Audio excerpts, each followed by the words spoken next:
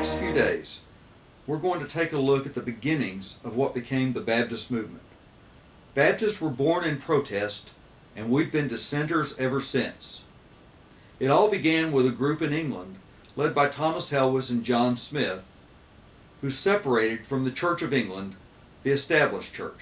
In the established church, what the church leaders said about God took priority over what the Bible says about God. The protest of Smith and Helwys' band of separatists was grounded firmly in an unshakable conviction that only the Bible, not human leaders, whether political or religious, was their rightful authority for understanding and approaching God. The story of John Smith and Thomas Helwys is a brief but compelling one. As Leon Macbeth recounts in his classic history, The Baptist Heritage, Smith, a theologian, had once been ordained a priest in the Church of England. Yet only a few years later, he was thrown into the notorious English prison known as the Clink for refusing to conform to the church's teachings and practices. Thomas Helwys, on the other hand, was a well-to-do layman.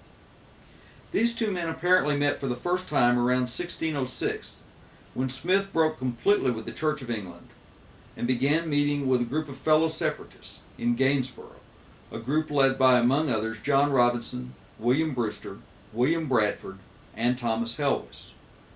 Ultimately, as Macbeth tells us, the group's size and visibility left it exceedingly vulnerable to persecution by King James I. So, for safety's sake, they broke up into two groups. Both groups migrated to Holland as religious refugees, one group led by Robinson, Brewster, and Bradford, and the other group led by Smith and Helwys. The Smith-Helwys group adopted believers' baptism as its foundational organizing principle and became the First Baptists. In tomorrow's Baptist Brief, we'll continue the story of John Smith, Thomas Helwys, and the very first Baptist church.